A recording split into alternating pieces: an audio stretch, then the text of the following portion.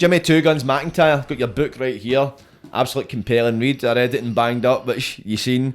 That was probably my only bit of airtime, and I'm glad because it landed you in the Patter Poofy. You first came to my attention, Paul Ferris's book. I think it was The Ferris Conspiracy. I read that when I was maybe about 9 or something, and you were mentioned as like a Tom Hagen consigliere type character. Usually we find people when it comes to like law. There's people living like both sides of the law. You get people maybe like myself at one point in my life. I've lived on the wrong side of the law, breaking the law, coming into conflict with the police, going to jail, having experience of being accused of crimes in court and that thing. And you get people that live on our side of the law, maybe study law, become lawyers, become police officers. But very rarely you find somebody that's lived on both sides of the law simultaneously. You're a character I would say fits that description, which makes for a very interesting chat. So there's actually a story, I'm sure you mentioned in this book, where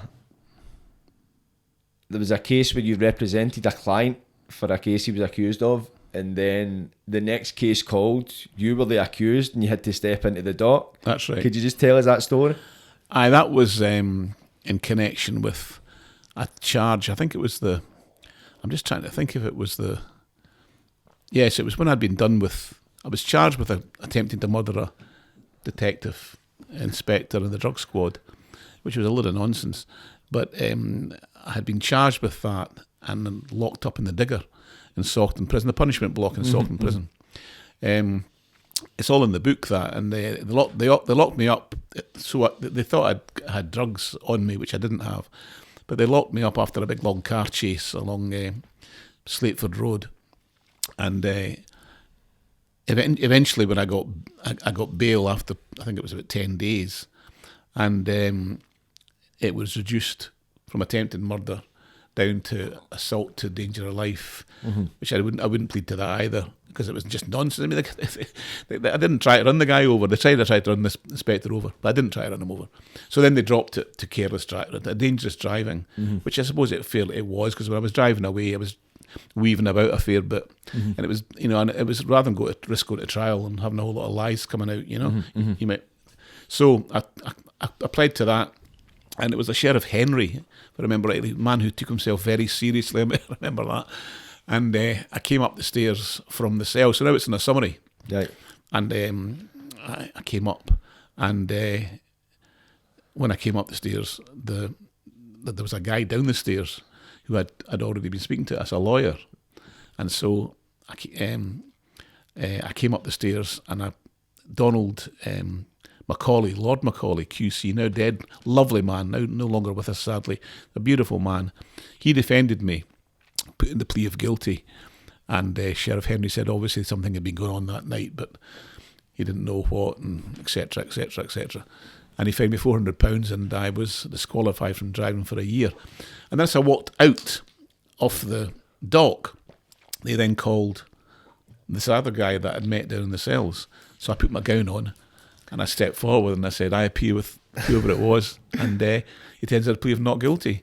And the sheriff just glared at me because I thought, because he thought I was being wide. But business was business, I was going to say, what was the kind of reception to that? Was there people laughing? Some of the defence lawyers were kind of giggling over in the corner. And the sheriff didn't think it was very funny at all. But it was quite amusing, yeah. So tell me the story about the attempted murder.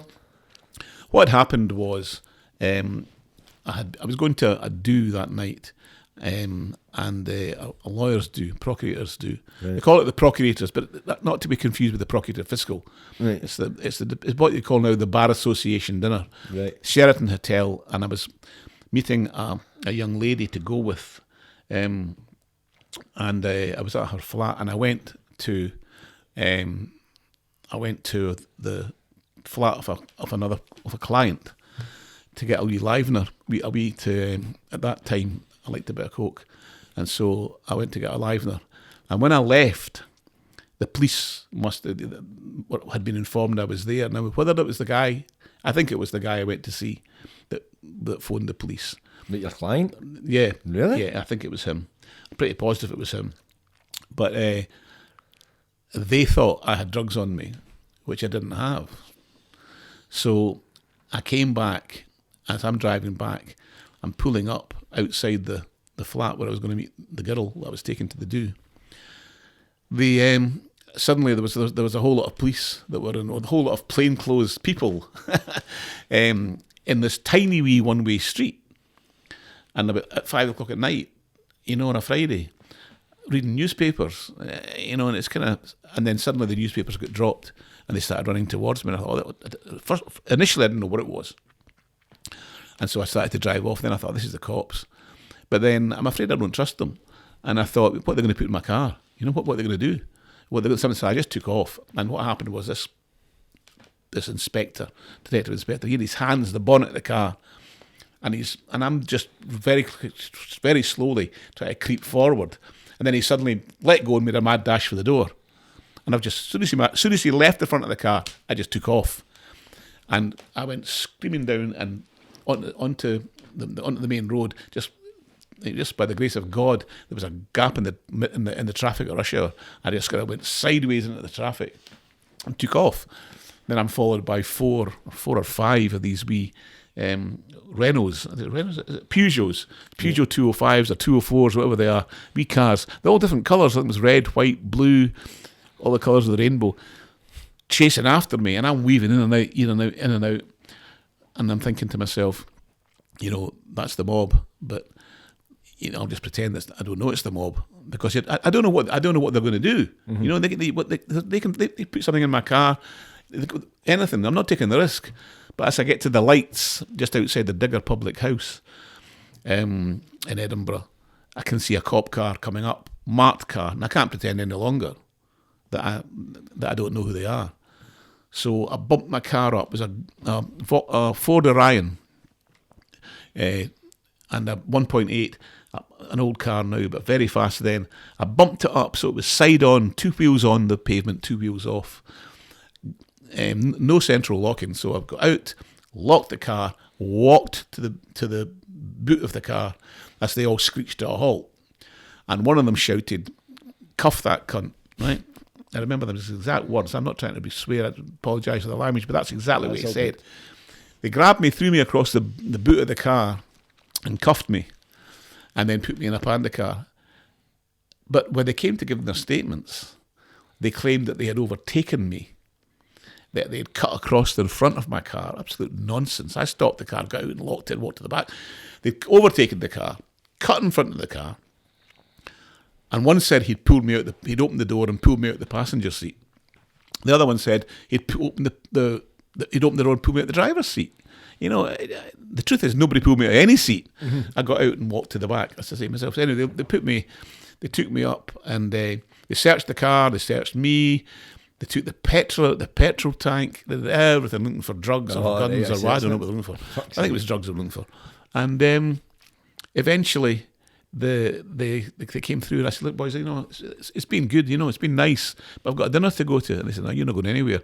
And so we've got a charge to be fair against you. So I think, I'm going to get done for speeding here or something, And he says, "You charged that you did attempt to try and murder the detective inspector." And I went, I remember I always tell clients never make a reply. Mm-hmm. I couldn't help myself. And I just said, "You both know that's completely untrue." And I left it at that. Mm-hmm. And then after that, they took me from Trafficking Street up to the old High Court cells, High Street cells, above the District Court, beside the High Court in Edinburgh, the old High Court, Parliament House. And they put me in a cell. And as I was in the cell, there was a client coming, dragged in Friday night. He's shouting, "I want my lawyer, I want my lawyer." And somebody said, "Who's your lawyer?" I said, "James Mcintyre." I said, "Well, shout louder because he's in the cell next to you." Now, that sounds apocryphal, and I've heard that story told about an old lawyer from years and years ago. But now, whether that happened to him or not, I don't know. But it definitely is true. When I remember to this day, I remember what he looked like even. In fact, because my door with the cell was white, my door was open to my cell. Because I was down there, they were watching me for 24 hours a day, because still there's this mad idea that I had drugs on me. And so they were watching me 24 hours a day. But one thing that does stick in my mind, and I'll tell you, this might surprise some people, but I lay there in that cell with a light out, and the cops are sitting at the door, And then what they did is they brought up young cops, right? Because obviously I don't know if they're called cadets or what they're called, but either just about to qualify, if that's the right word, for being a cop or just in. But there was two of them sitting there, and they were discussing about the people that they'd beaten up. Oh, we got this guy, and we'll give him a good kicking, and we got this guy, and we gave him a good kicking. I'll never forget that. They must have thought I was sleeping, but they were reading through notes. They must have had some exam coming up or something like that. Maybe learning how to commit more perjury, probably. But they were sitting there, and they were talking clearly about people that they had beaten up, and one of them was boasting about having been in the army, and boasting about the fact of people that he had beaten up at Crossmaglen at a checkpoint, how they'd rough people up, including a priest. And this is the way they were talking. And they wanted me to give a sample of urine, right, and check if I'd swallowed any drugs. I wasn't going to do it, right? I was going to start peeing into potties and all that. So I just put a towel around myself, lay back, and I just started peeing into the towel. Mm-hmm. And I was drinking water, and eventually they're offering to go for glasses of water for me, and I'm drinking because it's really hot in the cells, and he was like, it's brutal, and they're thinking, why on earth is this guy never going to the toilet, And then eventually, however, the dam burst. The towel had enough, and the trickle ran right down to the cop's boot. He was sitting there, and he went, "He's peeing on the floor," And he looked at me as if I'd let him down. He was kind of disappointed. But anyway, after that, took me to court the next day. So the Monday they took me to court, and Sheriff Nigel Thompson, lovely man, he was a nice guy. He remanded me, but I had to 7 days, but they put me in the digger then. Right, I see. And they stopped me in again. Doors are open, 24 hours. Red light on all night, white light on all day. Cockroaches, you know what diggers like. And just lying there. And what happened was, I think it was after 5 days, I never ate anything, never drank anything, because I refused to do the toilet in one of these wee polystyrene or whatever they're called, paper mache things. I wasn't going to do it. And there was two screws were watching me. They took it in turns, two at a time, 2 every 8 hours, sitting on plastic chairs at the door. And one of them was giving me a whole big pile of porno mags to read. I said, when you come to do a porno mag, you two sitting there at the door wide open, you're going to get a free show or something. So I take them away. Anyway, after about 5 days, as I say, I hadn't eaten anything. And one of the screws said, I'm going to get up. And he was going to go to D Hall to microwave his meal, one of these rice things or something. And there was one screw left. And him and I had been chatting quite a lot. And it was a bit kind of Stockholm syndrome in reverse. We got on quite well, him and I. And when this other screw left, I just said, I'm going to the toilet, John. His name was John. At least that's what we'll call him. And he just looked at me and he went, you can't. That's the whole reason for me being here. I said, I don't care. I'm going to the toilet. And I ran down the corridor and he went, hey, you can't do this. I said, well, hit the bell then. Hit the alarm. And I went in the cubicle, sat down, let off a huge big fart, right? And that was it, because it was just wind in my stomach. I hadn't eaten anything. And he's at the door looking out, waiting for his bucket, going, hurry up, James, hurry up. And it seems funny now, because the whole point of him being there was to make sure I didn't do what I was doing. But nothing happened anyway. And I ran back to the cell, skidded onto the mattress, pulled the sheet up, and just as the other guy arrived. But I'll never forget that act of human kindness that he did me, because he could have got me in a lot of bother, and he could have got himself in a lot of bother. But anyway, that happened. And what happened was I realised that I needed to eat something, and I wasn't going to eat any of the prison garbage. Because in these days, I'm sure it's better now, but in these days the food was terrible. That was fucking slop. Oof.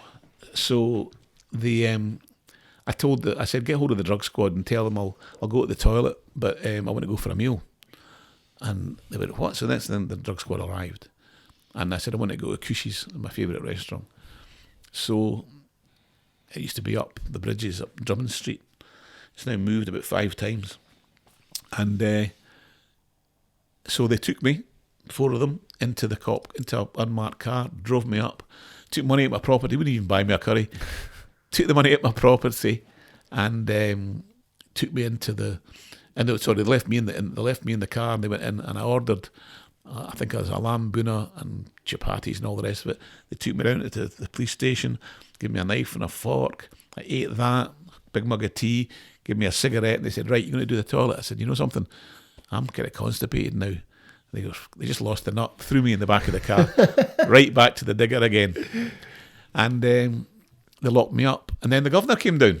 He said, I can't have this anymore. He said, it's taking up too much time.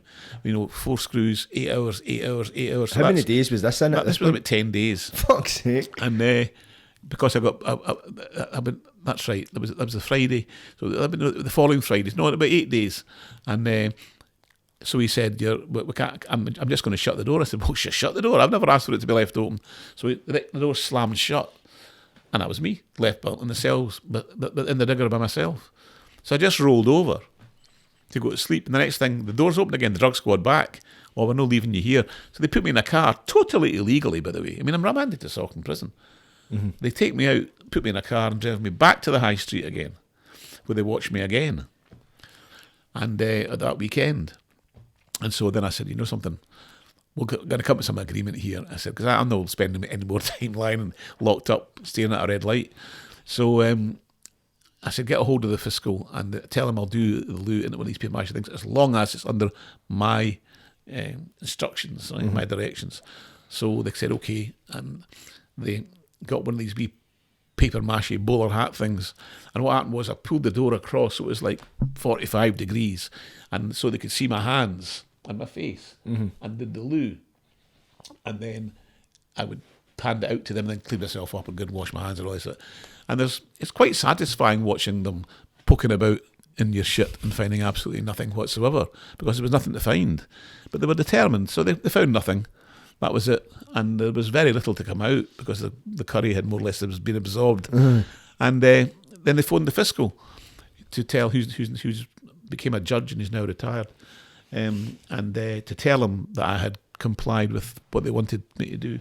And he conveniently got himself on the golf course so that they couldn't contact him. So I had to lie another day. And then eventually they got out. I got out on the Sunday. They just let me out.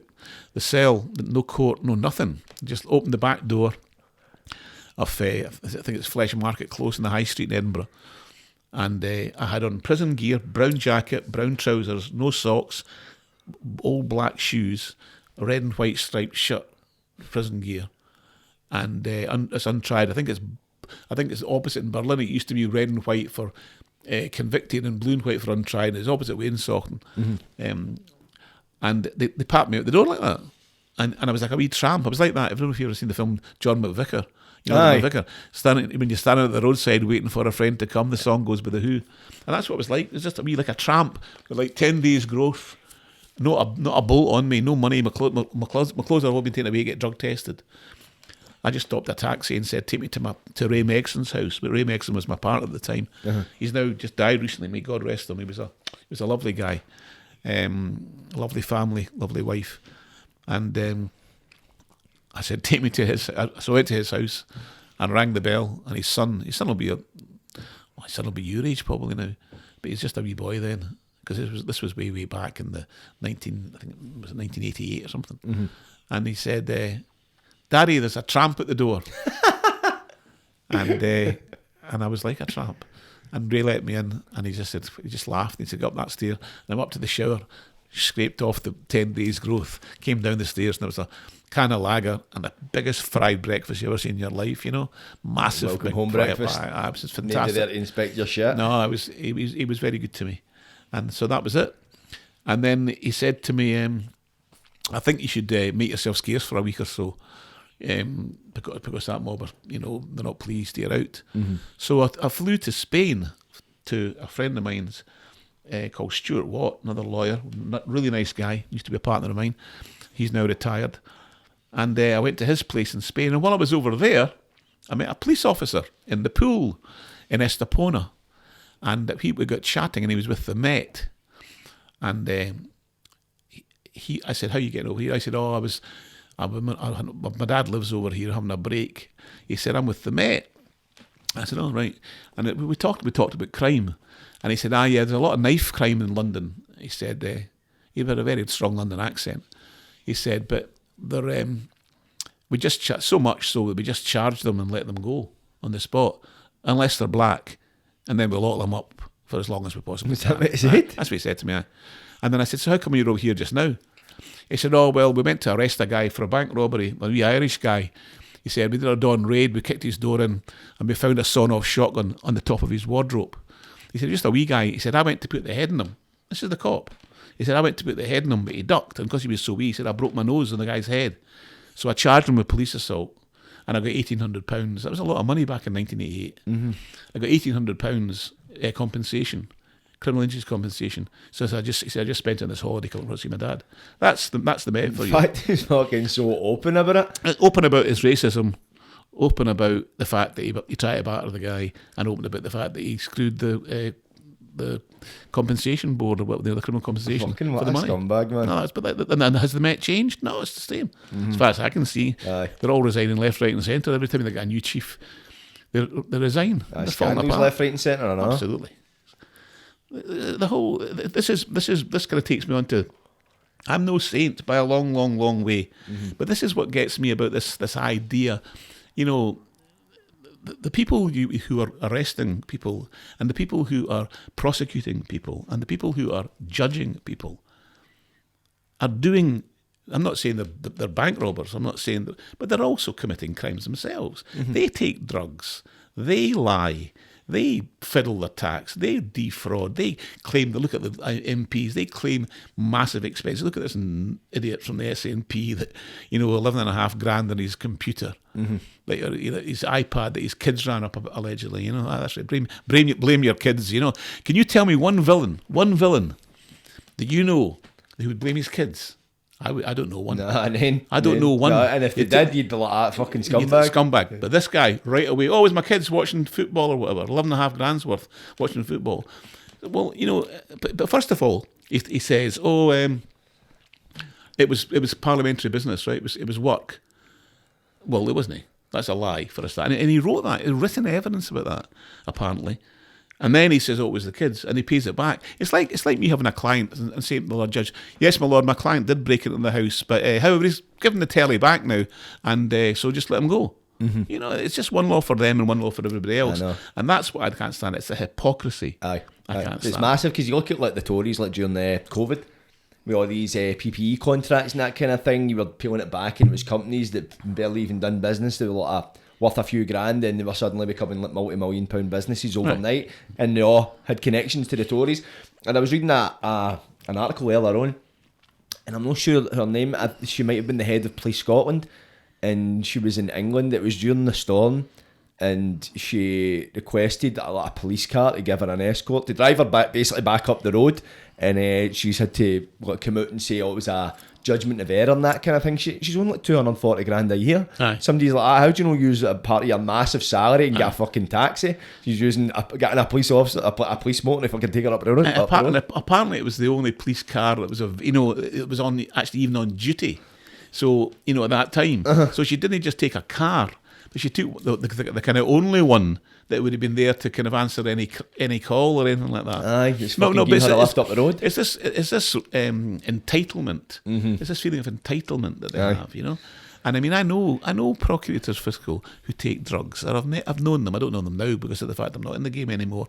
But I know advocate deputies who've taken coke. I know judges, High Court judges, that have taken drugs, Class A drugs. And then they go on the court the next day, and they're sentencing somebody for the same sort of thing. And you know, I think Peter Hitchens, who was in your Banged Up with You. Banged Up, yep. He says that there's no war against drugs, and he's actually right. There is no war against drugs. I mean, it's a load of nonsense. The Ndrangheta in Calabria makes something like 80 billion a year from supplying Europe with cocaine. You know, where's the war against drugs? It's really about time, in my view, that they forgot about the drugs. I mean, and they started talking about this is where I disagree with him. They start talking about people turn to these things. There's a saying: the poor take drugs because they can't afford to, and the rich take drugs because they can afford to. I mean, there are so many people, especially with smack, there are so many people who would not go near this stuff if their standard of living, of where they came from, what their chances in life were vastly improved. And, instead of spending millions and millions and millions of pounds, borders and trekking this and drugs, if they spent it on the NHS, if they spent it on education, if they spent it on decent housing, if they put the minimum wage up to 20 quid instead of like 9 quid or something, whatever it is, people would have a life. But they just drive them down that road.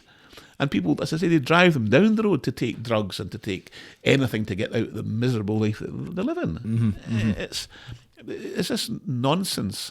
Meanwhile, in the corridors of power, in Westminster, they did that not that long ago. They did a dust of all the toilets in Westminster, and there was Charlie in them all. Mm-hmm. So the people that are passing the laws, the legislature, that are passing all these laws about drugs, they're also not in gear in the toilets. Mm-hmm. Not all of them, but some of them. Aye. And it just kind of, the hypocrisy is just mind-boggling. Aye, because look at, what was it, Premeditated Patter? At one point they were saying drug dealers, were going to take their passports off them. Aye. So they couldn't travel, and it's like, as you say, they're finding traces of cocaine in the toilets, and as you know yourself, what fiscals, maybe judges and that, in your experience, you worked alongside that took drugs, how is that? Do you think it's a hidden problem in there? Do you think there's people that can't hide it? Or do you think it's an open secret like you spoke about? Like people do know about it, but they need to put on the facade, the appearance. They definitely put on the facade.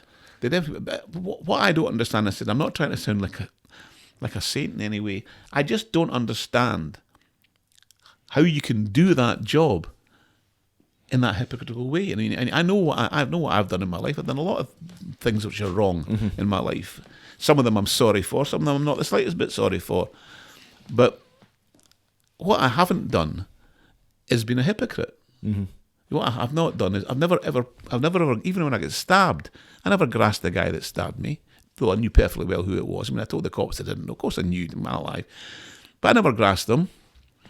I never stuck anybody in. I've never prosecuted anybody. I never had anybody charged for any offence. I've never sentenced anybody to prison or to anything else.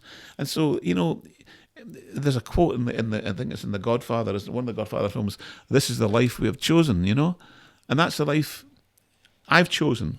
And they've chosen a life of hypocrisy.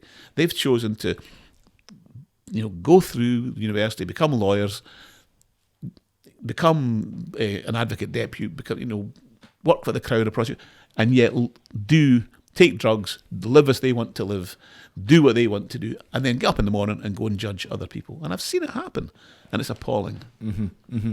See, in your experience, so as you say, you've worked alongside people that's been taking drugs and that, and they've went in and they've had to sentence people or prosecute people that have been accused of maybe possession or distributing drugs. Have you ever had any kind of interactions with them and pointed out to them their hypocrisy? One time there was a girl who worked with me. She was a procurator fiscal. She wasn't a procurator fiscal. She worked with me. She was an assistant when I was an apprentice. Right. And she had her drugs, her hash delivered to her every week to the office. Right. Right. And she was a nice enough girl.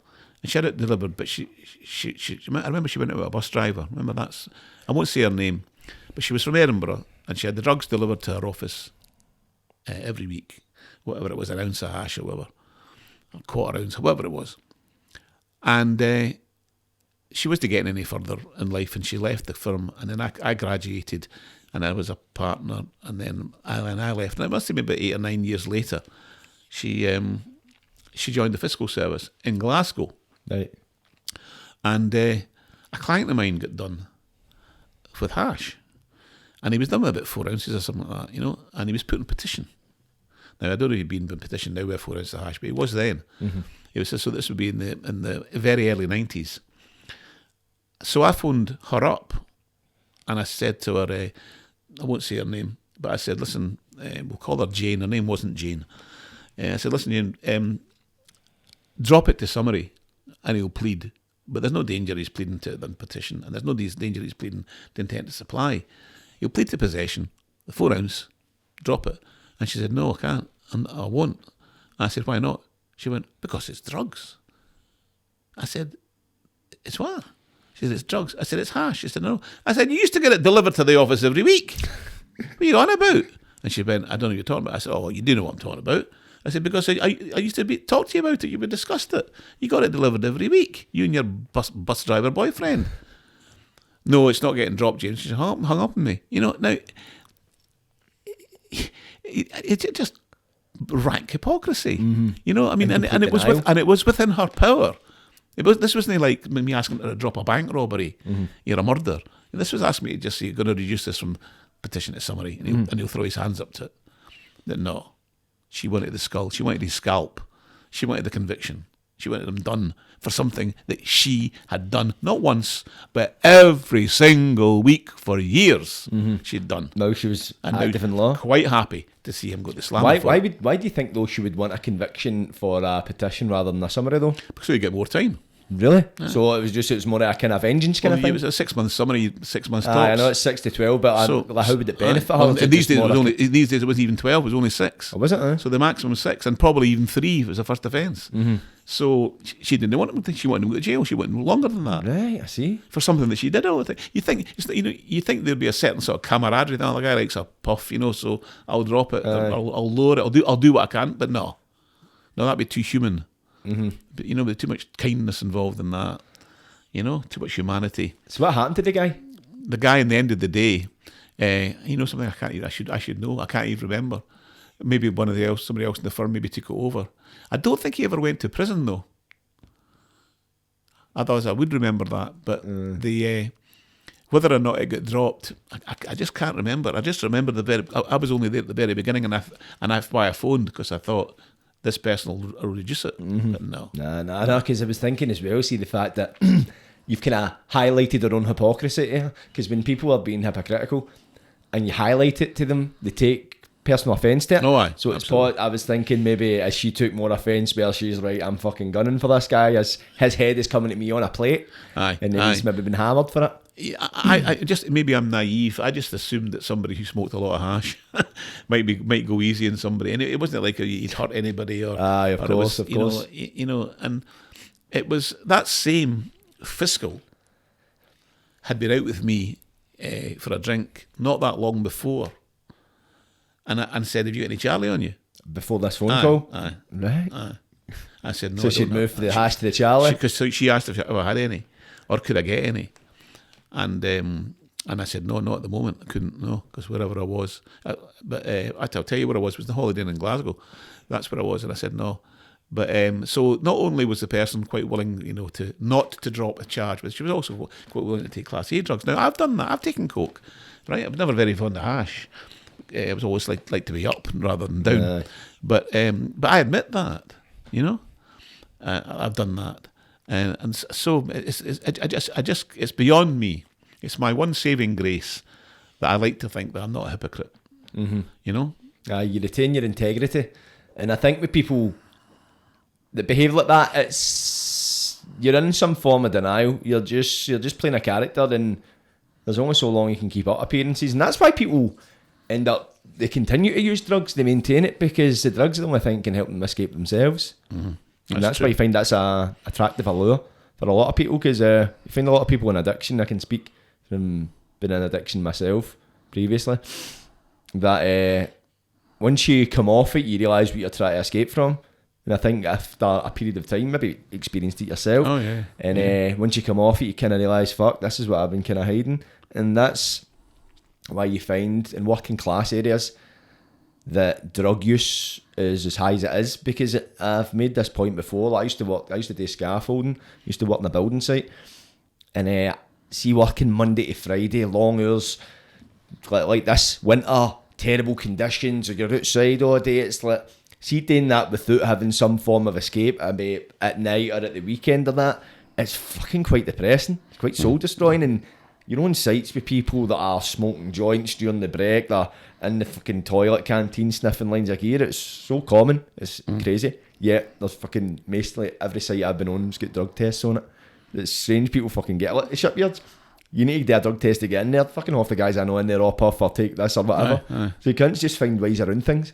Oh, aye. It's mad. It's so common. It's like, as you say, there's no war on drugs. It's like, people talk about decriminalisation and legalisation. What fucking difference it make? It's like, whatever that's happening now, people are taking drugs irrespective of the law. Oh, absolutely. It's got nothing to do. And the thing is, the worry about the organised crime, like, and the Ndrangheta and the Cosa Nostra and the Camorra and Naples and all these things. If drugs weren't illegal, these people wouldn't make any money out of it. Mm-hmm. And that's what, and it all comes. I mean, there used to be protection rackets, and there used to be this, but it's all drugs now. I mean, apart from internet scams, a lot of scamming and fraud on the internet, but the main thing is drugs. Mm-hmm. And if there was if it was legal, if it was being bought over the counter, I mean, it wouldn't matter how cheap you made heroin. I would never take it, right? End story. Because I know I'm addictive kind of a personality, and I know I'd ruin my life. Mm-hmm. But with cocaine, the fact that cocaine was illegal didn't even cross my mind. The only way it crossed my mind was just don't get caught. Mm-hmm. Just make sure you don't get caught with it. Mm-hmm. That's it. I mean, it wasn't a matter of, there's nothing immoral about taking cocaine. I mean, look at whiskey. Whiskey's destroyed far more lives than cocaine or heroin's ever destroyed. Mm-hmm. The much domestic violence, divorce, kids getting left out, beaten up, liver disease, all, drink. But it's ruined far more, especially in the west of Scotland and the east of Scotland. 100%. It's like even the families. Like back probably maybe your day now, you'd remember, like, there's a fucking pub in every corner. Absolutely. There's 3 pubs just across that road. Don't get me wrong, one of them shut down now, but a few people are moving out of the kind of pub thing, because that was the thing. It was the working man's thing. You work all day and you go to the pub and fucking spend all the wages and forget the wains. But I've got this kind of theory. It's funny. It's like, you say, look at cigarettes and alcohol. Probably, if you put them in a line with all other separate substances, probably the most dangerous for you, if you compare them. But the other ones, they're taxable. So no, that's right. We'll focus on the ones we're not getting tax money off of. That's the way I kind of look at it. It's like, if drug dealers are just no paying tax, and I feel as if that's probably one of the biggest reasons why they've got a target on their back. It's not because we care about communities and we care about people. I think it's more we care about the fucking money we're not getting. Absolutely, it's all to do with money, and I mean it's that's why this whole, I mean, I know I'm kind of changing the subject, but this whole woke idea just now, the wokeism that's going about just now, that we're already entering a post woke era, I think, because wokeism is going to collapse. Because look at Disney. Disney lost about something like, I don't know how many billion it lost in the last quarter with its films. And at the end of the day, it's the bottom line that counts for these people, right? And at the end of the day, it's the bottom line which will count with drugs. And I think that the governments are really missing a trick. I mean, why not legalise or decriminalise it and tax it? I mean, think of the money you would make if people could go, say somebody wanted to buy, they wanted to go buy a couple of grams of Charlie, and they went to the local Boots, bought a couple of grams of Charlie and paid the tax on it. The money of the national health, but instead we spend millions and millions and millions of pounds allegedly trying to keep drugs out, and it's impossible. Al Capone said, as long as men want whiskey and women, I'll have a job. Right? That's me paraphrasing Al Capone. That's more or less what he said, and he was right. Look. I mean, you'd think we'd learn from what was it called? Was it the Volstead Act, or whatever it was? In Prohibition in America, when they banned drink. When they banned drink, that's how the American mafia started. Yep. Al Capone, that's how Al Capone flourished. Luciano, Bugsy Siegel, everyone, all into them, right back to the days of Joe Bananas, Giuseppe Bonanno, all the initial commission, the mafia, they all made their money initially out of bootlegging. Even John F. Kennedy's dad, Joe Kennedy, was in the bootlegging. That's where it came from, and they started it. And what they do, and then they think, tell you what we'll do go one better, we'll ban drugs. And you just create a market. That's exactly that. You just put the price up. Because you never truly eradicate it, but you just put the power in. You never get close to eradicating it. Not even a tiny bit close. If you watch Boardwalk Empire on the television, I've seen it, but I've not really watched much of it. Everybody's drinking openly. Police in that were drinking as well. Absolutely. Police are obviously sourcing. It goes back to that thing you're saying with like fiscals and judges and that sourcing drugs. It's just the exact same thing. It's like just because you ban something or criminalise it, doesn't stop the human desire for it. No, of course it doesn't. I remember there was before my time, one of the guys I worked with was a guy called Walter Sutherland. Walter was liked to drink very, very much so, and he was an old lawyer. He was a great lawyer, terrific lawyer, and he liked the ladies as well, but he's long gone now, God rest him. But there used to be a place called in Danube Street, right, and it was a brothel basically. Okay, and he used to go there with another couple of old lawyers. Oh, these are old timers. You know, they'd be 100 years old now if they were alive, or older. And in Danube Street there was this brothel, and I can't remember the name of the person, the woman, but the who ran it. But when the ships were in at Leith, the soldiers, the sailors, they were queuing up outside the door right to get in. And one of the cops, he'll be God now as well. I was just in my 20s when he told me this, and he was in his 50s. One of the cops who worked in the Edinburgh Sheriff Court in the cells used to say to me, James, because he was talking about Walter, he said, James, Nora, I think her name was either Nora's or Dora's. I think it was maybe Dora's brothel. Okay. He said, what would happen, James, is, he said that the boats would arrive at Leith, the sailors would arrive. He said, we would get a call. Then we would then phone Dora and say, we'll be down at 2:00 this afternoon to raid you. Right? And she'd say, right. And at 2:00, we would go down and raid it. And everybody, all the soldiers would be sitting there, the sailors rather, would be sitting there drinking cups of tea with the girls, like in a cafe. And they would have a look about, and then they'd leave, and then they'd get back to the business again, right? You know, and so it was, as you say, the appetite was there. You're not going to stop it. No. So will you pretend to stop it? And that's happening. It's the same in the drugs game. I mean, when the drugs arrive in these ports, and whether it's Naples or whether it's in Calabria or abroad, they're getting phone calls in advance from the cops saying, this is where, don't look inside this container. Don't look, make sure you don't look. It's all. Did they think these people are stupid? It's coming in like 50 tons at a time. The idea that you can stop it is ludicrous. And plus, as well, as you say, there's people getting phone calls like. People are making probably 3 times their yearly salary just in one here. Somebody just greasing somebody's pans. Absolutely. And you're sitting, you've got a family to provide for that kind of thing. You're like, you know what? You tell yourself, sorry, like, if they don't get it in this way, they'll get it in some other way. They're ingenious in their methods. They've got, senior police officers agree with that, but they're terrified to stick their head above the parapet because they'll lose their job, they'll lose promotion. MPs are the same. It needs somebody, I think it was, who was it? Was it Michael Heseltine? There's her name. Conservative. Somebody mentioned this the other day there on a podcast or something I was watching, so I'm going to quote it as well. And he was talking about, and I think I may mention this in my book. He was saying, if you really are interested in stopping drugs, why is it some working class or scheme like, Barlanark or Easterhouse or Drumchapel or, Castlemilk? Why is it their door that gets kicked in? Why not kicking a door in Chelsea? To some supermodel's house and find the 5, a couple of grand there. You maybe got an ounce, 2 ounce lying in her handbag. But no, the doors don't go kicked in Kensington. The doors don't get kicked in Chelsea or Mayfair or Park Lane or any of the snobby kind of places in London. These doors don't go in. The doors that go in are the ones in Easterhouse, the ones in Pilton, in Edinburgh, the ones in whatever it's Toxteth. They're the doors that go in. Because they're the ones that make, and they bring out some handgun, big deal. They managed to find a handgun and 5 grams of Charlie or something, Aye. Seriously, it's just a joke. It's just a show. I was going to say it's putting an elastoplast over the wound, but it's not even doing that.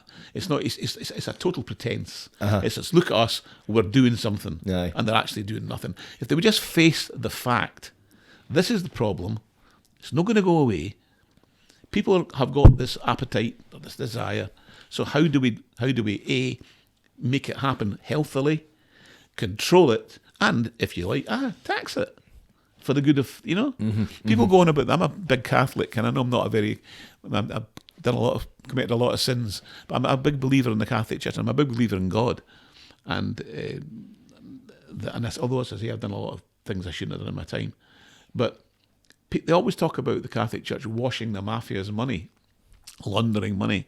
And I think, well, somebody's going to launder it. So why not the church?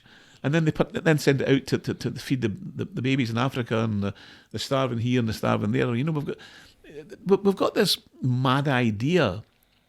Our sense of righteousness is all askew. It's like, you know, people are inherent. We live in a very puritanical society. We live in the days of John Knox kind of idea. I kind of think that we take ourselves so seriously. You know, if people would just kind of chill out and, you know, look at the situation. But no, everybody's got to try and score points. You know, we're fighting the drug war, we're fighting this. Well, you know, it's in my book about the fiscal who, I think the fiscal who was trying to come down hard in the red light districts in Glasgow. You know, that fiscal was always trying to lock me up, right? Mm-hmm. And they get me done with this and get me done with that. And he went to try to remand me for 3 bald tyres. Try to remand me the for 3 what, Tory? 3 bald tyres. 3 bald tyres? Aye, try to get me remanded for trial. And he gives a lecture to the police in Pitt Street at the time, it was the headquarters, saying that to crack down on prostitution. That was the way. Don't ease up. Don't, you know, turn a blind eye to the red light areas, you know, Blythswood Square and all that sort of stuff, the Glasgow Green. Don't come down hard. That's the way to do it. And what happens? He leaves the meeting. He's going home. 2 busies on the street, 2 cops in the beat. In the days when there were cops in the beat. Nowadays they just drive about in vans and ignore everybody. They're driving down the road and they hear a noise, or they're walking down the road rather, they hear a noise up close, they go up the close, and there he is, the PF, getting a blowjob off a prostitute. Some wee girl in the game. That just shows you. Trousers around his ankles, he tries to run away, trips over, can't, you know, then they grab him, he starts fighting with them, and he gets done for police assault. And what happens? He's done with police assault, loot, and whatever it is. The Lord Advocate, whoever decides, or the Crown Office anyway, at the time, decide it's not in the public interest that he should be prosecuted because he's suffering from post-traumatic stress disorder because he had been in Iraq with the weekend warriors with the Territorial Army.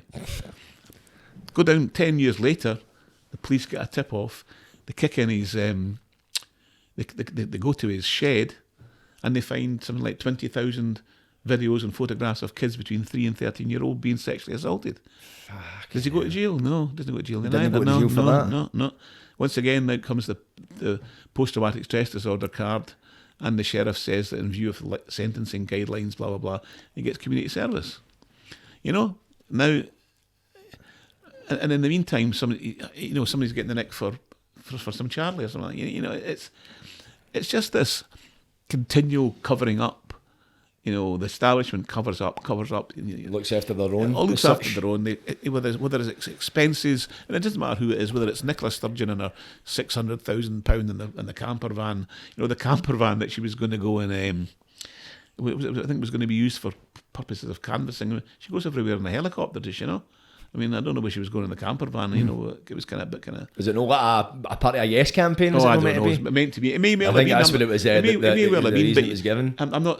I don't know whether she was genuine or not. I'm not judging her in any way. What I'm saying is, there's always something. Whether it's the SNP, whether it's the Tories, whether it's the Labour, whether it's their iPads, whether it's prostitutes, whether it's their copy, whatever it is, it's always something. And yet they're still there passing laws for everybody else. It's like Bill Gates and that when they talk about how people they need to stop flying and that to reduce like the carbon footprint and all that for the environment, but they're still all right to fly around the world because they're solving the issue. When they came over for that, was it G4, whatever it was in Glasgow? Fucking summit. I think it was whoever the president was. Was it Biden? Okay.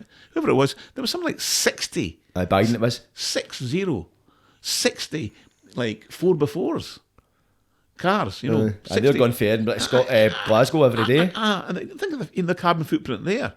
And then you listen to the radio. I was listening to the radio on the way through the other day there to Glasgow, and there's some woman and her husband down south of England, and they're decided not to go on holiday abroad anymore because of the carbon footprint, and they've got rid of the car, and they've now both got a bike.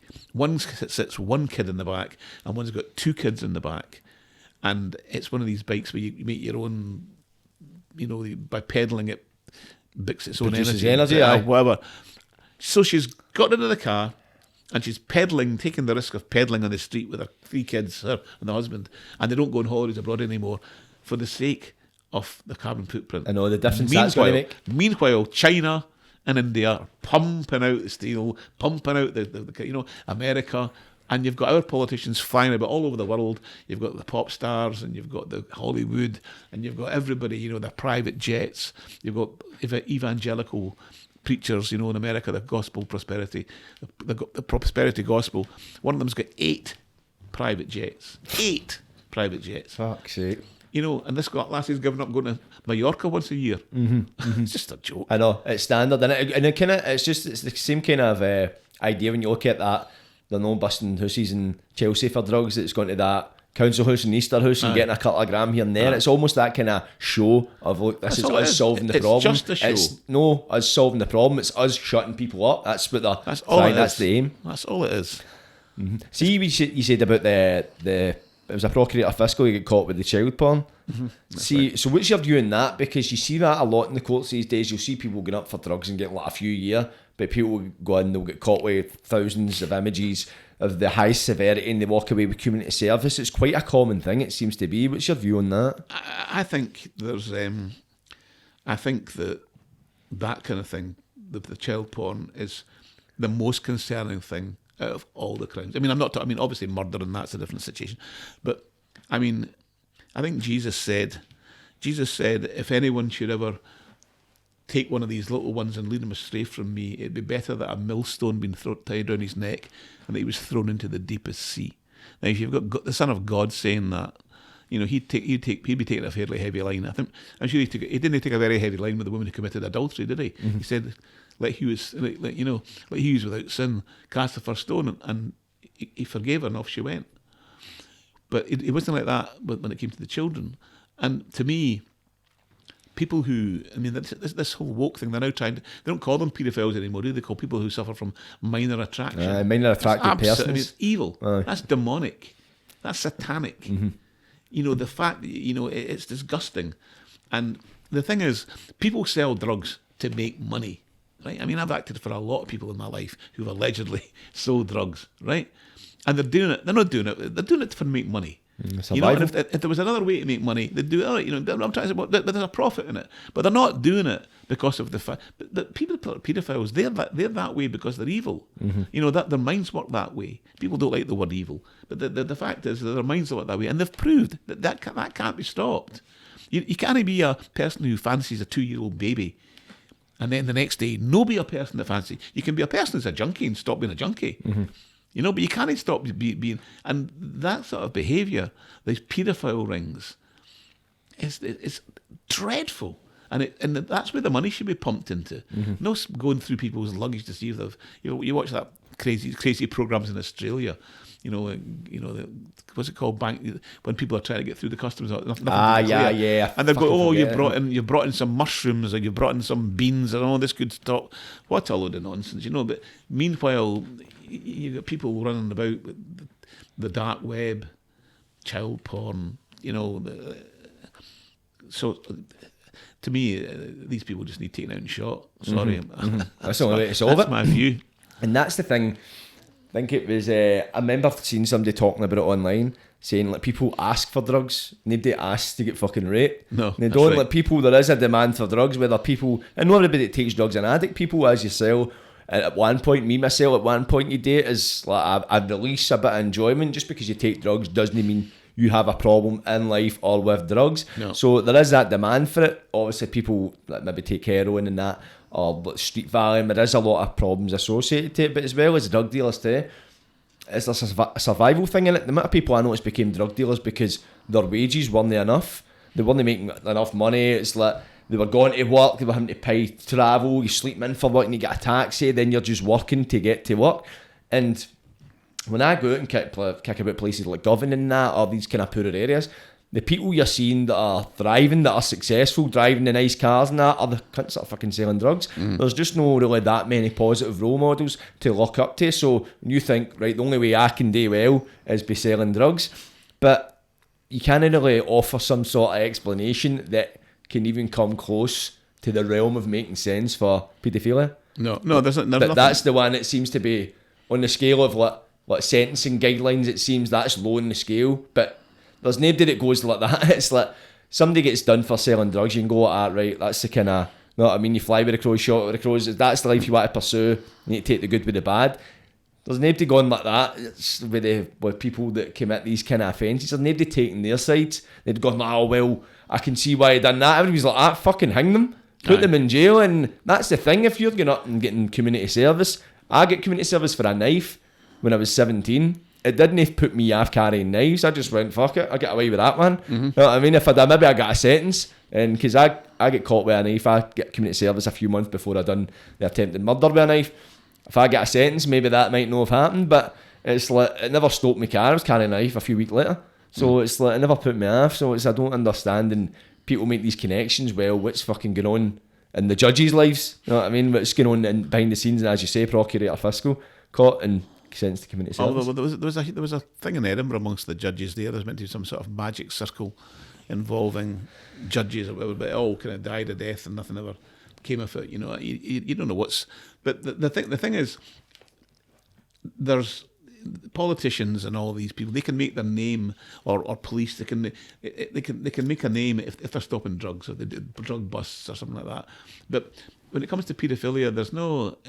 I'm sure the police that work in against paedophile rings are good people. I'm sure they're very, diligent, and they'll really rejoice when they manage to break a ring. That's fantastic. All I'm saying is they don't get anything like the kudos, the encouragement that they'll get for if they find drugs or guns or something like that, something. And to me, there's an easy way if you want to stop organised crime. And not all organised crime, there'll always be organised. It's been organised crime ever since the world began. But if you want to stop organised crime, one big chunk of it, then you legalise drugs. And then immediately, and you legalise prostitution. Now that may seem odd. I mean, I'm not saying anybody should take drugs. I'm not saying anybody should go to prostitutes. I'm just saying there are a lot of girls that are on the game, and they've got, that's what they do. That's how else are they going to live? Single parents, all that. There's 101 reasons. But what I'm trying to say is, if things are being done safely, and in a safe atmosphere and guided, then you're taking away fortunes from people who are doing it illegally. Now, people will be thinking, what's James Mattis talking about? He's acted for people like that for years, and some people who've been accused of drug dealing are very good friends of mine. And remain very good friends of mine. I'm not saying that they sold drugs or they didn't sell drugs. That's a confidential matter. But the situation is that they did it for a reason, for money, right? And it's very easy to stop that. You stop it by allowing it. You see what I mean? By allowing it, you stop it because there's no money to be made. If you can go to Boots the Chemist and buy a good gram of Charlie for 50 quid, why are you going to go and get it from a street corner when it's been cut with baby teething powder or whatever it is, and 20% pure? Like creatine and all that shit. Why are you going to? You're not going to do it. So that's that out the window. Whereas, and then that way you can concentrate on paedophile rings, and you can concentrate on keeping women safe, and you can concentrate on the fact that more. I mean, the women's thing's a big thing. It's very important, of course it is. But there's 11 times more men are assaulted in the street than women are. So I know it's a different thing, but I mean, money. Then you could afford to put police on the street. Then you could afford to, solve paedophile rings. Then you could afford to look into computer fraud and the dark web. But instead we're concentrating on the people are thinking, drugs. It's just, and every time you see a senior police officer stand up and say, "It's time we looked at this and changed it," you never hear him again. You never hear of him again. He certainly doesn't become the chief constable. No, no, definitely not. And for a lot of people, it's a career in police as well. It's a career. So to stick your head above the parapet is making yourself a target. Absolutely. And as you say, you're it's one of the ones you can't have both. No. So they need to either go against the grain, or if you want to have a future, have a career, which is a lot of people join the police, pensions, Oh, aye. It's regular work. There's always going to be crime. Always been a need for police. So a lot of people do it as a job, but they're not really out to make a fucking difference, and they probably make up the majority. Aye. No, I just think we've got our priorities wrong. You know, it's going for the easy score all the time. It's going for the, kick this door down, or we're guaranteed to get something here or something, and it's not solving the problem. No. And as I say, it's not even putting a sticking plaster over the cut. It's not, or taking an aspirin to get rid of a headache. It's pretending you're doing something. Mm-hmm. And you're doing it for all the wrong reasons. Mm-hmm. They are, in my view. They're just banging their head off a brick wall. But it's for the statistics, we've got this, we've got that. Aye. And it's never. And as I keep on going back to, prohibition in America was not only a failure, but it's how La Cosa Nostra. It's how the mafia in America got a foothold. There was virtually no organised crime at all until they said, "Tell you what we'll do. Everybody likes a drink. Let's stop it." Mm-hmm. And they got all the guys like Joe Bonanno, Luciano, like all these guys, all went, "What? Let's go, boys!" You know what I mean? We'll supply it, and that's exactly what they've done with drugs. Queen Victoria used to take hash and coke. You know what I mean? What's his name? Sherlock Holmes, Sir Arthur Conan Doyle talks about Sherlock Holmes. You know how he would inject a mixture of cocaine into himself, the character, and because Dr. Watson, it was normalised in his mind. Dr. Watson's always giving him a row for it, right? You shouldn't be doing that, Holmes, and all that, But suddenly we decided, that we'll just stop it. We'll just make it completely illegal, and as if everybody's going to go, "Oh, it's illegal now. Oh, that's what I'll just stop then." No. What if they made food illegal? I know. You'd still eat. Breathing, that's illegal. Yeah. It's just nonsense. You have to look at the realities of a situation, not what you think it should be, but what it is, and judge it that way. If somebody's got the flu, there's no point in giving them a jag for hepatitis. It's a different thing. You need to look at the reality of the situation. The reality of the situation, drugs are always going to be here. People are always going to do it, and therefore, how can you control it? And if you can also make money off it for the government, so that money can be used to help blind people, help deaf people, help mentally ill people, help rape crisis, help women's hostels and all that kind of thing. Stop domestic violence. That money could all be pumped. National Health Service. Think of the money that they could have, but no, they'd rather. Everybody's looking after themselves. I want to go up and I want to be the MP that did this, or I want to be the cop that did that, or whatever.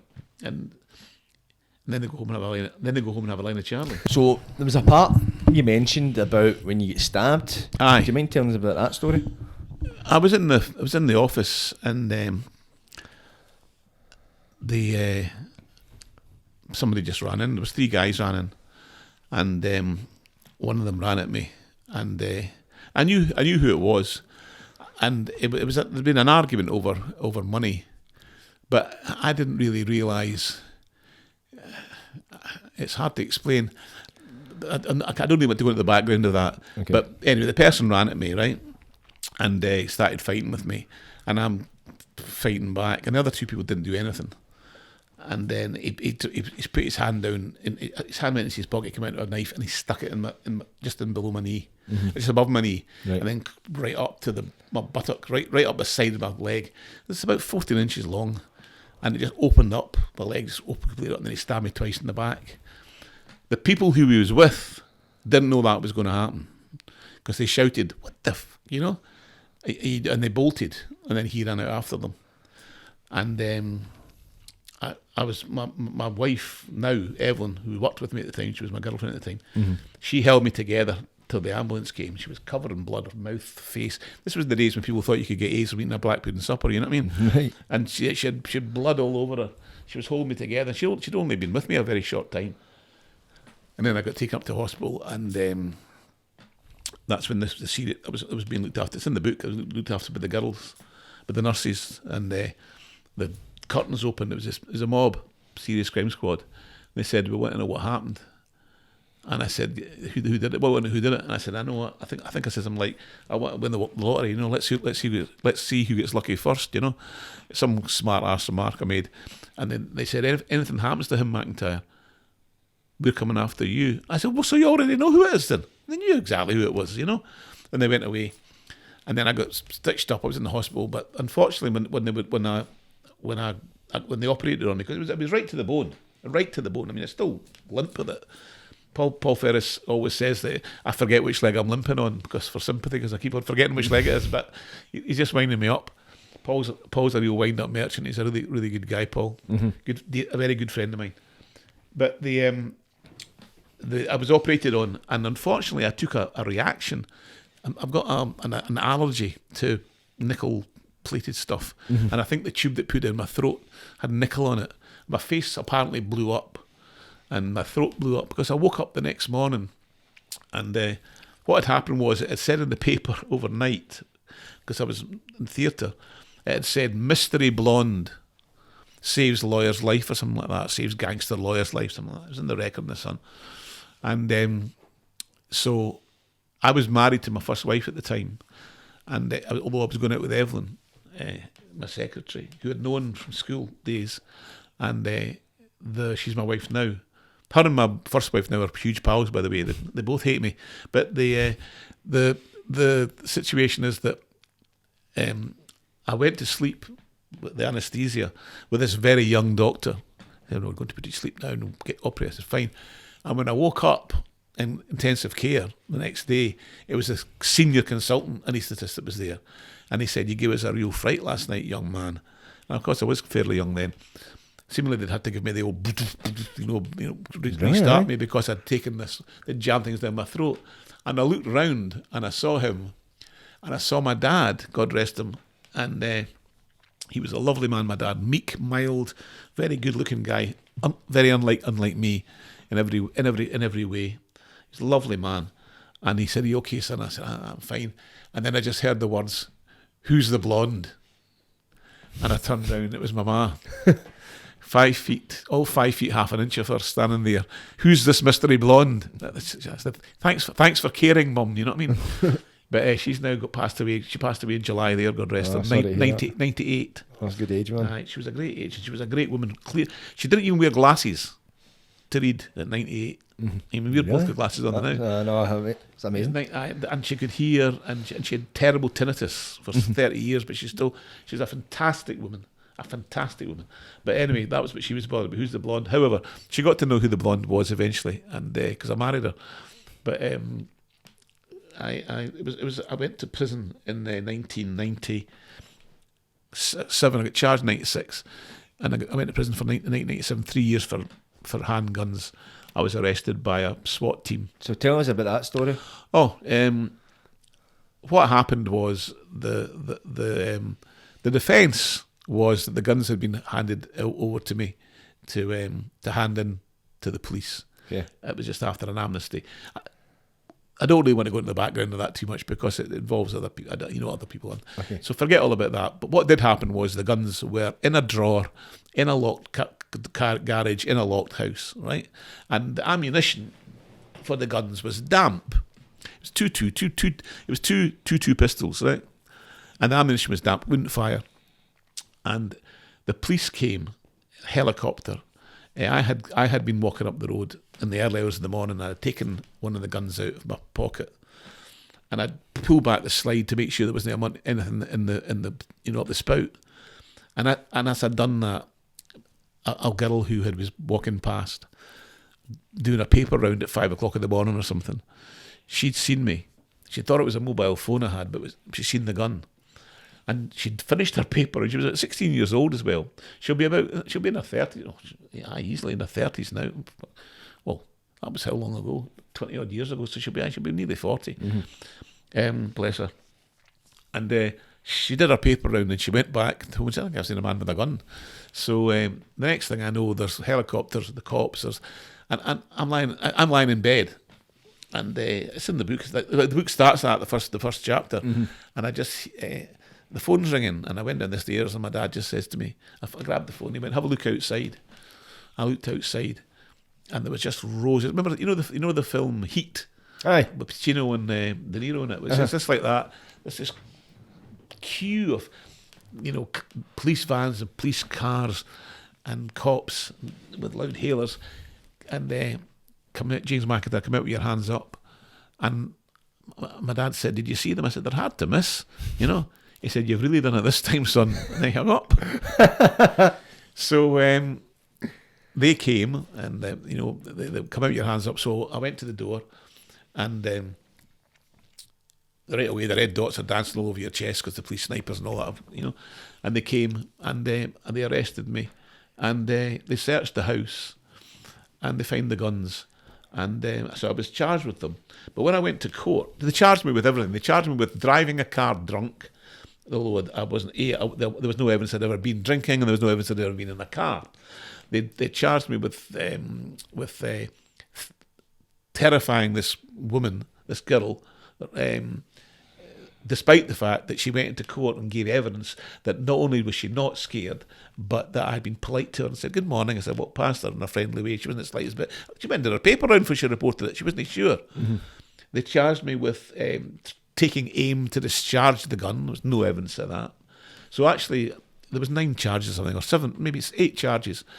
So after the first day, they dropped all the charges, apart from possession of the guns. That was it. They knew perfectly well that none of these charges would fit because none of the charges were true. Mm-hmm. What was true was that I had the guns, and I admitted that. So the sheriff, the judge, who Lord Marnock, I think he's still alive. The jury were told to either come back with a guilty of possession with the fact I'd handed them in, with leniency, or else without any leniency. And they went away, and they came back and said guilty without any leniency, which was nice of them, eh? Right. So they all came from Hart Hill, I think.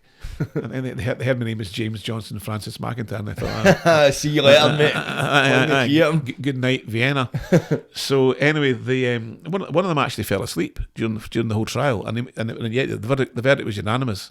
So somebody must have woken him up and just told him what to say. Aye. But anyway, the judge gave me the 3 years, and off I went to Saughton. I got remanded Saughton for a month, and then they took me to Glasgow High, and I got sentenced there. I got 3 years, and I went to back to Saughton, and as I went in, I was being led into a hall, and there was a guy in the left hand side. I forget his name. The door was open to his cell. He was lying on top of his bed, bottom flat, and he shouted over to me. I didn't know him. He shouted, "James McIntyre." I turned around and he went, he said, "The McGovern say hello." And he handed me 8 phone cards. So somebody had obviously, it was very, very kind of them. McGovern's a family I'd represented. Joe McGovern was my best friend.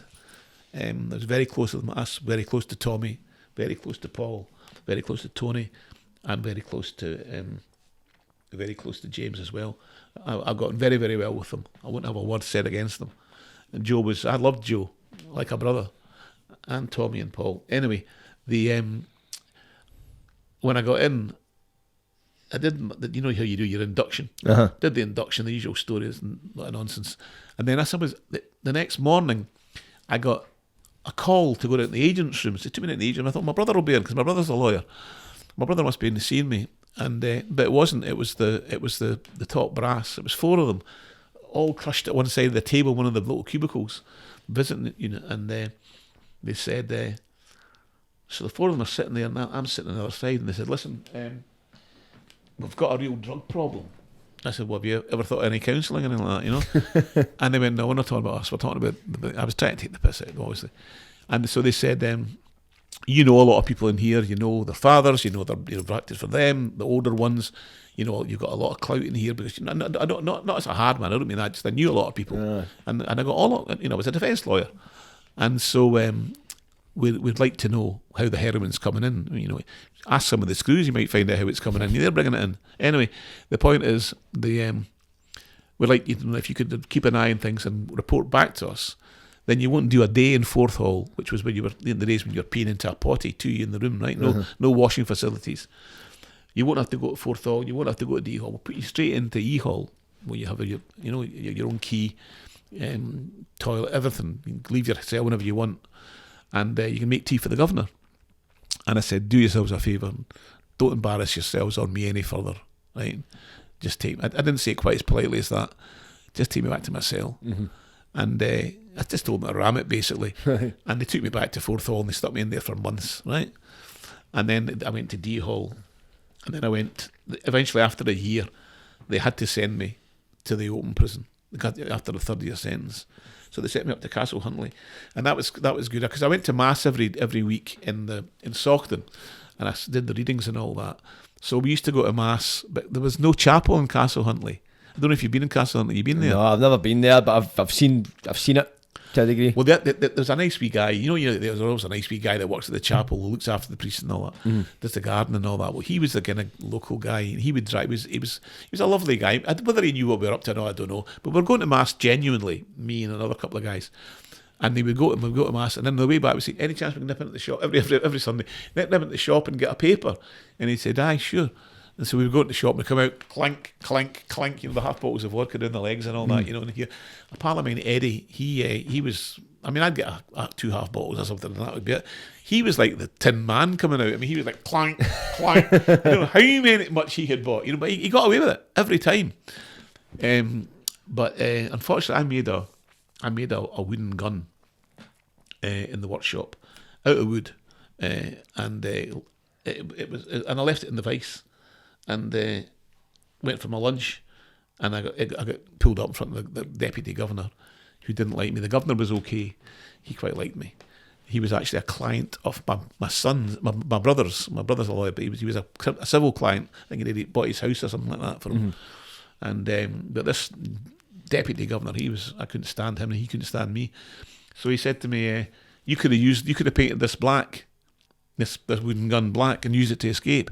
I said I could get the bus to escape. You might have noticed it's an open prison. I could have, if I wanted to escape, I'd have gotten the bus. But he didn't think it was very funny, so he brought me down, and they sent me back to Saughton, and for my last 6 months. And as I walked in, somebody in the second flat shouted down, "Jimmy 2 Guns is back," and I shouted up, "It should be Jimmy 3 Guns. I've just made another one." But 3 Guns didn't seem to go down very well. 2 Guns stuck, so that's where the nickname came from. So the nickname's a joke. I'm no hard man, I'm no ticket. I'm a defence lawyer who loved doing his job and loved fighting the forces of the crown, and ripping into them. And the Jimmy 2 Guns is a joke name. It's a funny name, and I like the name. It's a catchy name. It's a catchy name, but a good name for a book. It's a good name for a book. But I got out of prison in April, the 30th of April 1999. That was the same date, not the same year, obviously, but it's the same date that Hitler got married. And of course he shot himself in the bunker. So I think allegedly. I think he got clipped, actually, didn't he? Some people think he's still alive. I think he appeared in Argentina. He'll be about 120 now. But I think he might have fucking fucked off to Argentina. There's all sorts of stories about him, but it was a day. But he'd do it anyway. Oh, absolutely. It was a day he either married, either made a brother, and 8 days meant to have died in the bunker. But I was 30th of April, and I married. I got out of prison that morning, and funnily enough, it was just the night before. I got some guys from the cell below me. They said to me, I was getting married the next day. 3 guys, one was doing a 10, one was doing a 3, and one was doing 6 months. It was a funny mixture in that whole. And they got me down. I said, "What is it?" They said, I knew them well. And they said, "We're having a wee party for you." And they had Charlie and all that in the cell and blah, blah, blah. I said, "No, I can't. I'm going out tomorrow for it." They said, "Just wire in. Because if you get drug tested, then you just appeal it. And you're out before the..." I said, have you met my future wife? The chances that... No, I can't do it. But I thanked them very much for that. It was a lovely gesture of respect. I really thanked them for that. And I went back up the stairs. And as I'm going in, another pal of mine who was about to be released the next day as well, just by coincidence, he'd made hooch, right, bananas and apples and all that, this knockout booze he made. I know he was a genius at making this stuff, but it was so powerful. I mean, it was loading up right after. Oh, I just so he gave me a bottle of it. I said, "Thanks very much." Got in this Peter and just right down the sink with it, right? Because it was a lovely gesture. But once again, the funny thing was, I got out at 7:30 in the morning, opened me up to let me out, and they couldn't wake him up. They had to actually carry him out. They had to get that wasted. He was so drunk. His wife was sitting in the car park waiting for him, and they actually carried him out bodily at 12 o'clock. Because if we kept him any longer, it'd have been like wrongful imprisonment. So they were a bit desperate to get him out the door. So they carried him out to his wife. But anyway, I got out, and my brother, he picked me up and took me to my house. And then Joe McGovern, he came along in a big white stretch limo, and he picked me up, and he was best man at my wedding, and Evelyn's sister was best maid. A quiet affair in Queensferry. And then Joe took us again in the limo, and we came all the way through to Glasgow, and it was one of the hotels. I think it was whatever. I think the one that's now called. It used to be the Holiday Inn. I don't know what it is now. It changes all the time down there. But is it Charing Cross? Aye. He rented out the entire top of the hotel for the four of us, and we had a right party, we had a really good laugh, and then we left. And unfortunately, Joe's no longer with us. He passed away, and I love him to this day. He was my best friend. People have got views about him. People will have views about me. People will have views. When I think about Joe, I think of the words of Mark Antony in Shakespeare's Julius Caesar, when he was talking about Mark Antony. When Mark Antony was talking about Caesar, and he says, "He was my friend, faithful and just to me." And that's all I can say. He was my friend, faithful and just to me. And I loved him, and I pray for his soul to this day. But in that life, Joe was, I say, very close to me. Tommy, Paul, McGovern, and Paul Ferris. Paul Ferris is another person. I mean, Paul's really turned his life around. Yeah, I know, 100%. And then, the amount of chances the amount of hassle they've given that man, trying to block this and block that and run after him for this. I mean, and he's fought back so well, and he's done so well, and he's written books, and he's made a film. And you'd think that people would just let him go on with it, but the establishment don't like winners. They like they want you to lose. They'll hate my book as well. And I hope God willing, I'm going to write another one. Let's hope they hate that one as well.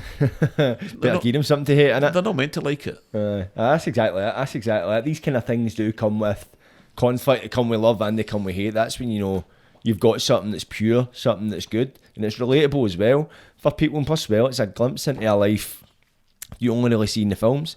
It's such for me anyway. But see, do you mind if I see? Obviously, you were very close with the McGovern family and Paul Ferris. When did these associations first appear? I had an office down in the Brigade, and do you mind if I just tilt this microphone? Just no. A bit, just tilt it. It's just a bit pointy in your mouth. But if you can start that answer again, if that's okay. Right, sure. I first met.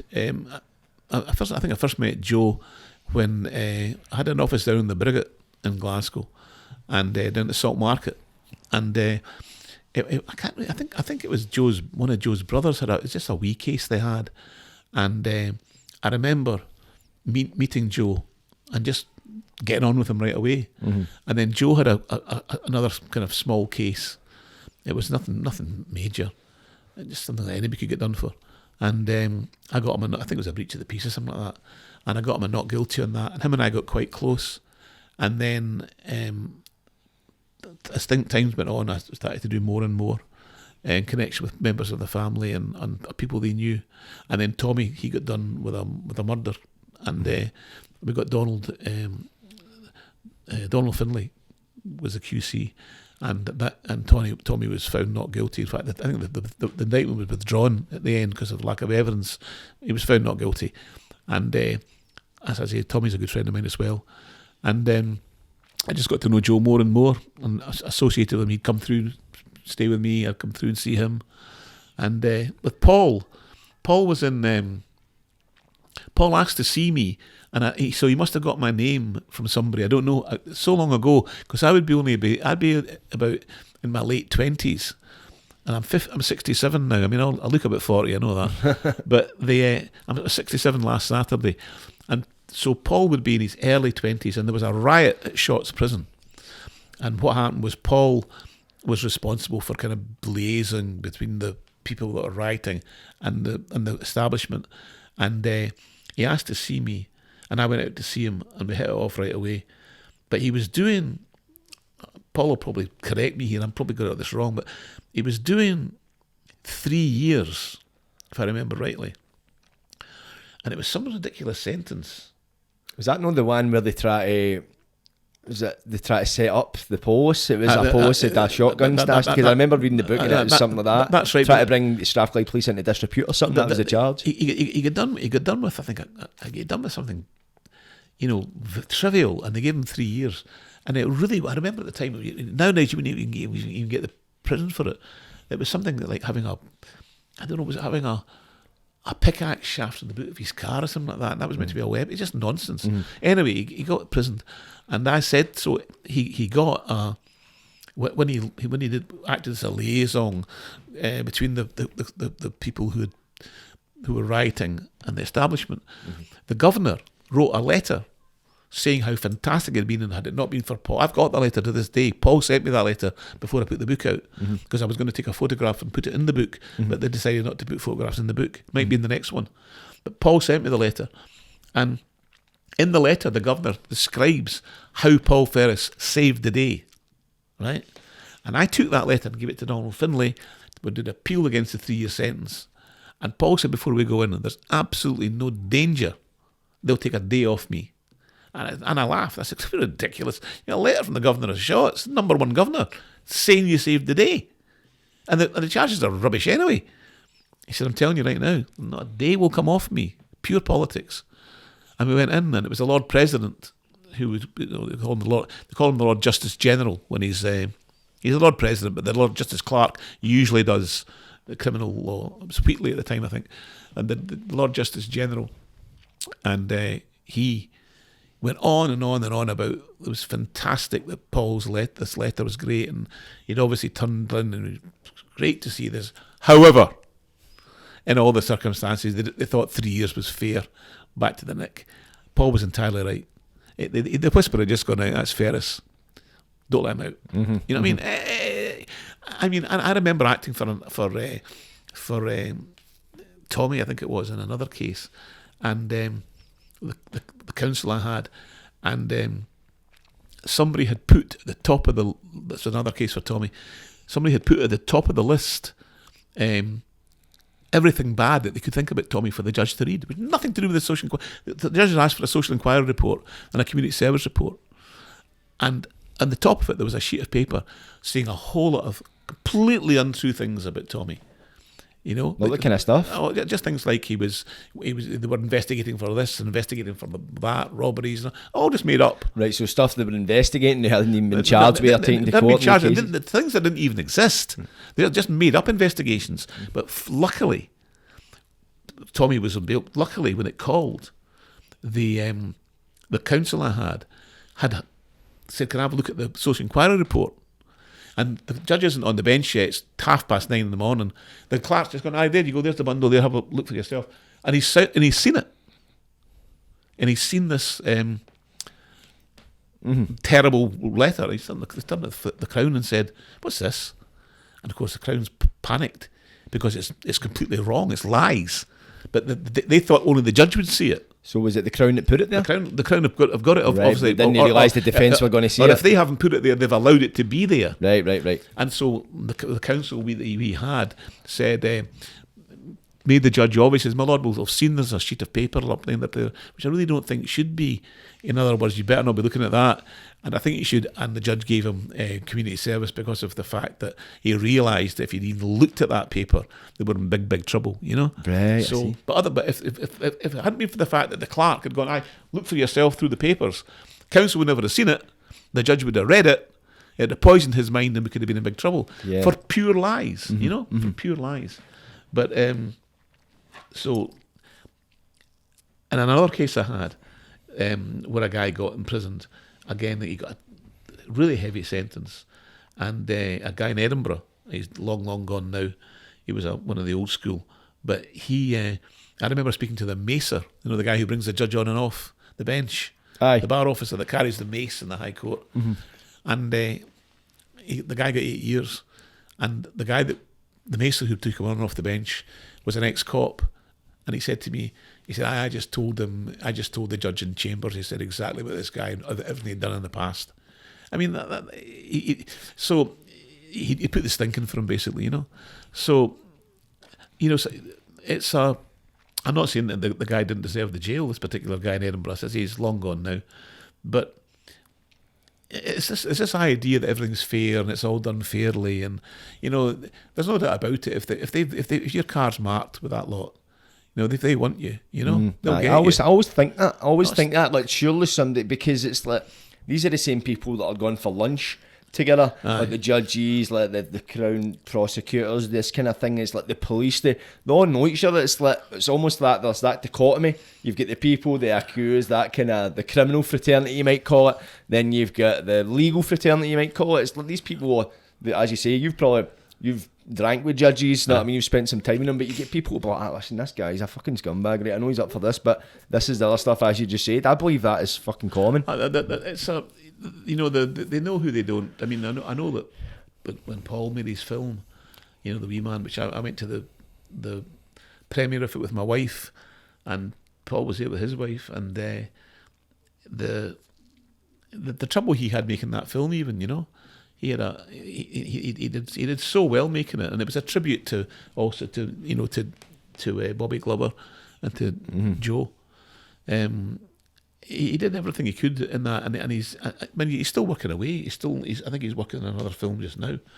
I wrote a script called Jimmy Two Guns, and it's currently with a very dear friend of mine called Matthew Hall. Matthew Hall wrote Saving Faith, which is on TV, and he is the stepson of Gordon Newman, who wrote Judge John Deed, and who wrote the original Law and Order for British TV. Matthew's a BAFTA winner, and he's got a company called Magic Mountain Films, and I think that he's being also supported, give me 1 second, by a French company, a production company, I think it's called APC. It stands for About Premium Content. I think they're French, not entirely sure. But he and an actor a Welsh actor called Alec Harris, and Matthew, they've got Jimmy Two Guns just now. Not the book. It's it's a script based on a true story. So I think that's been sent off to ITV and also to UK TV. So we'll see how that goes. So is this a kind of dramatisation of the book? It's a dramatisation of one of the stories in the book. One of the stories? Yeah, only one. Because the book's a lot lighter than the script's a lot heavier. You know, the script's got it's about Jimmy Two Guns, and it's fictional, but it's based on a lot of how I acted. Right, based on a true story. It's based on a true story. It's based on how I acted at the time. Right.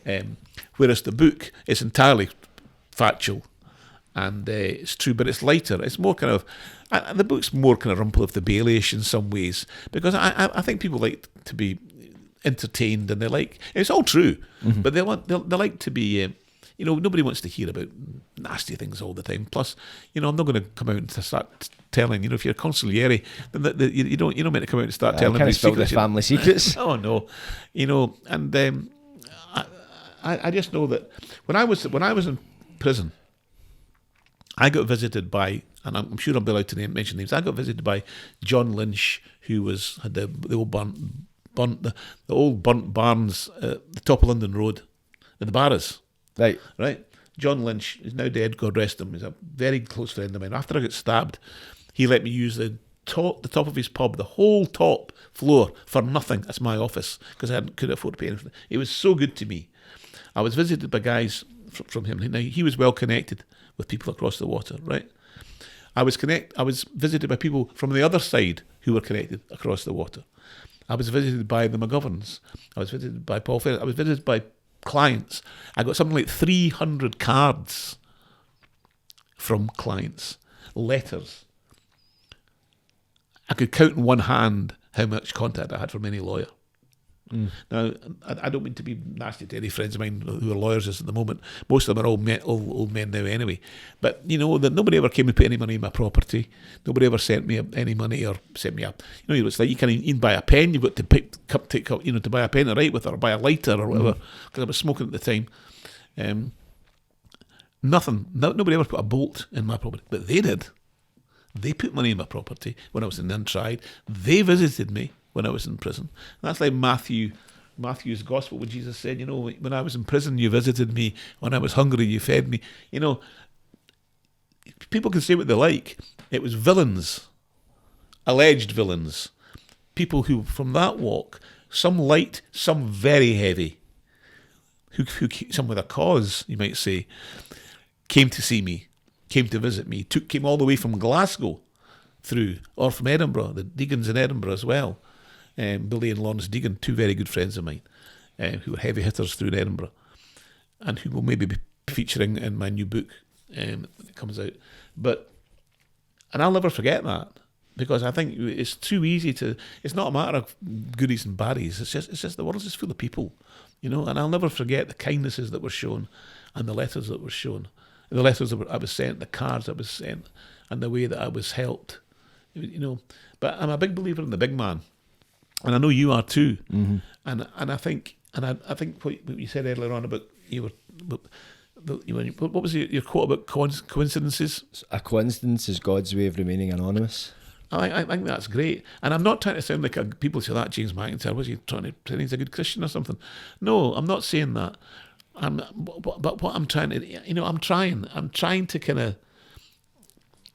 To do the right thing. I'm an old man now. I've got 3 kids. I've got 5 grandkids. I love them all. And I've been really blessed. I'm writing for a living. I've written for River City now for 20 years. I'm still writing for them. I'm in the middle of a script right now for them. I'm setting my second book. I've got my ex-wife and my Mrs. McIntyre, the current Mrs. McIntyre, and will always be the Mrs. McIntyre. They get on like a house on fire. As I say, they both hate me equally, and God has been so good. And ever since I got out, I just feel He's looked after me. And I need to say this as a witness. I just feel He's looked after me, because when I got out, I can't use my hands. I'm not a brickie or a joiner or a electrician or a plumber. I've got no gifts like that. I can. My wife does all the DIY in our house. I can't change a light bulb. I can't change a plug. So when I came out, what was I going to do? Just on a very brief, story. This is why they charged me with all the charges, knowing that they had no evidence. I mean, they charged me drunk driving a car. There was no car I hadn't been drinking. It's just. But there was a guy whose name was James Wright. Now, funnily enough, after the Highlanders were all fighting back after the Jacobite Rebellion, and we were all not allowed to use weapons anymore by the English or whatever, by the government. A lot of McIntyres changed their name. McIntyre means son of the carpenter. Right, McIntyre, son of the carpenter. It's a very old name, and it's an Irish name originally. It comes from the O'Neill family, but they changed their name to Wright, W-R-I-G-H-T, because like a wheelwright or a shipwright, a man, right? So they changed their name McIntyre to Wright, and funnily enough, this lawyer from Paisley was called James Wright. It's like being called James McIntyre, and he's the only lawyer in history that I've found in recorded history who's ever done with guns. Now, they could prove that I had these guns in a locked drawer, in a locked cupboard, in a locked garage, right? For whatever. And what happened? The ammunition was damp. When the judge asked them, the cops, could it be fired? The cop replied, "Well, if you took out the bullet, took out the powder, dried the powder, put the powder back in, put the bullet back in, and reassembled it, then they could fire." In other words, no, they couldn't. That was it. But the judge held that you could fire it then. Not. However, this guy James Wright, he got done with a sawn-off shotgun and a 9mm in his briefcase in a pub, and admitted that he'd been carrying it for 18 months like that, for his own self-defence, not even handing it in, believed or not, whether that was true or not. He said, I was using them for my self-defence in case I get threatened. 18 months. And you know what he did? They took him to the sheriff court, not the high court, and he got fined £300. That's why and allowed to practice as a lawyer again. When I got done, I got out, and I was taken in front of the Law Society disciplinary committee. And you know what happened? They could either strike me off, they could either admonish me, or they could limit me to work with somebody else for a while, or else they could fine me. And the worst thing they could do was strike me off. They decided to admonish me, and they let me go back to work. And for the first time in history, the Law Society appealed the Law Society, and they took me in front of Lord McCluskey. So the Law Society appealed the decision of the Law Society, and Lord McCluskey gave them another go at me. And so when I went the second time, it was all like 5, instead of being the people that had been before, which was a cross-section of the population, it was 5 past presidents of the Law Society or something like that. 5 old duffers, basically, who just went bang, strike them off. That was the end of the story. The same judge who gave me the 3 stretch for the 2mm bullets with a wet guns with the wet bullets, right? The same judge, Lord Marnock, in 2004, I think it was, so that's 5 years after I'm released. So it's not an old case. It's newer than mine. There was a student that went to George Watson's, I think it was, school, quite a posh school in Edinburgh, private school, and he get done with a 9mm gun, right? A 9mm plus ammo, full clip, right? And 16 grand's worth of smack, which he was keeping, he said, for a girl who was on the game that he'd fallen in love with, infatuated with some lassie on the game, right? She's obviously holding the stuff for some other guy and put it for her pimp or whatever it was. Mm-hmm. But anyway, he's nabbed, he's pinched with the 9mm, with a clip, and 16 grand's worth of smack. And Marnock's sentence to him was to admonish him. And it's because he felt that by giving him a prison or anything else, it would affect his future career. And he let him walk out of that court. Now, good luck to the boy. I wish him all the in the world. He probably, he got trapped with his bird, whatever happened. I have nothing against him. But man, I didn't think twice about me or my kids when he took, when he gave me the 3 years for having the guns in a... Now, did I deserve the jail? Yes, of course. Fine, I deserve the jail. But so does he. Aye. And so did James Wright. The one from years before, the one for years after. So if your car's marked, this is my point. And the thing is, they put you back out, and some rubbish the Law Society came up with. The Law Society, there's some rubbish they come up with. If I went back to be a lawyer, the fiscals and the other my fellow lawyers wouldn't be able to trust me. What a load of balls! I was in bail for 18 months, working, going to court, high court, sheriff court. I was doing that. I was in the middle of a trial when I got my trial. Who couldn't he trust me? And what trust do I need from another lawyer? I'm a criminal defence lawyer. You come and see me your and clients need to trust you. Exactly. If anything, it would cause them to trust you more. And I never grasped a person in my life. It's just all bollocks, and I'm glad. I have been blessed beyond belief. The last thing, that's what I put in my book. Thank you to the Law Society for getting rid of me. Because it's the best thing they ever did. Mm-hmm. As you say, you moved on to bigger and better things, like becoming a scriptwriter for River City. Absolutely. How did that come about, if you mind me asking? I applied. I saw this thing. How did I don't know. Somebody got in touch with me, and I saw it on the internet, and they were looking for writers because the show had just started. They'd been writing for a year, but hadn't been filming yet. Uh-huh. And so there were 16 of us went along, and we had to write a trial script. And I took it away and I wrote it. And they picked 2 of us out of the 16 and I was 1. And then the other guy, he dropped out, so there was only me. And that was back in either 2002, I think. 2002. And I've written for 20 or 21 years. I had a wee break for a wee while, which I won't go into, but a slight disagreement with one person. But there's at the present time, the executive producer there is a great executive producer, Martin McCarty, lovely guy.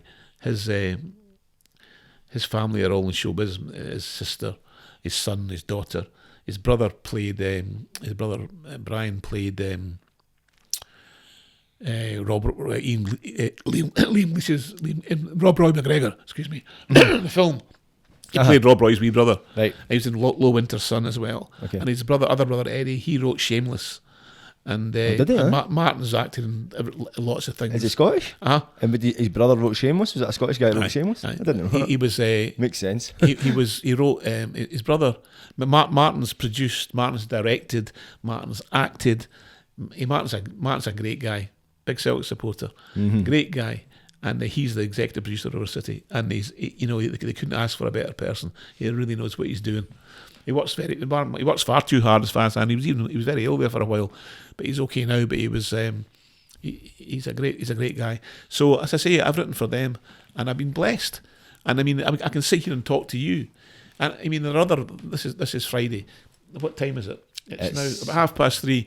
There are lawyers my age running about just now at Glasgow Sheriff Court, finishing off summary trials, thinking, thank goodness the weekend's coming and we got a chance to stop this, who are on the same wage as when Maggie Thatcher was in power.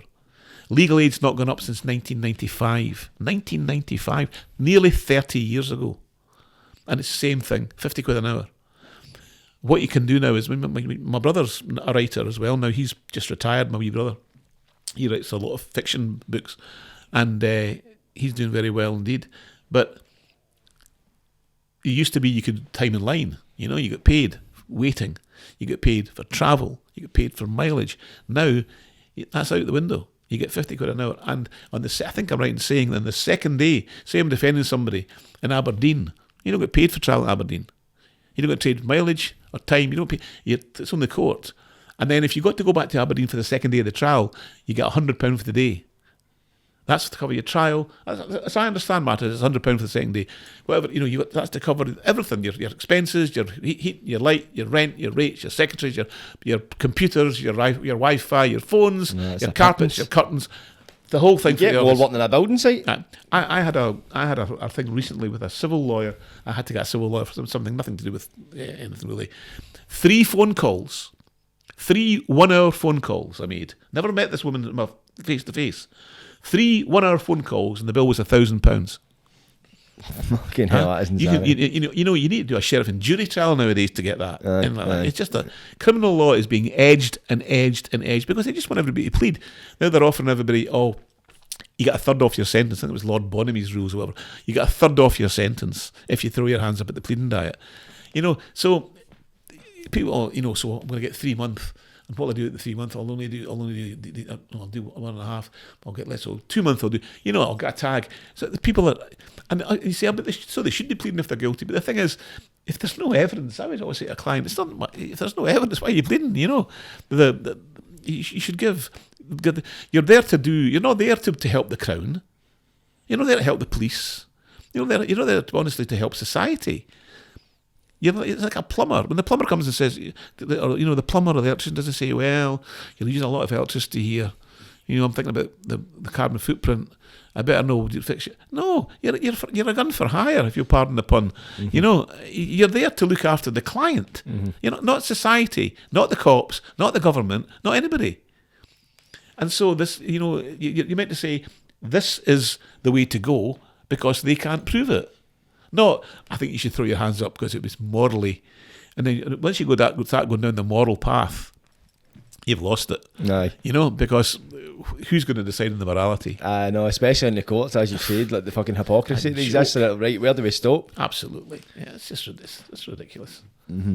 So see, I'm going to need to wrap it up, man. Yes. It's been a great chat with you. I feel we've barely scratched the surface, but for anybody that wants to know, you get an insight of the kind of life you've lived. Jimmy Two Guns, where is that available? That's available on Amazon, and it's available in Watersons and all good bookshops. And it's good bookshops because it's a good book. Should be in a great bookshop because it's a great book. So from here on in, you say you've sent away a script to ITV. You've got plans for a second book. What can we expect from you in the future? God willing, it'll be more stories of the court.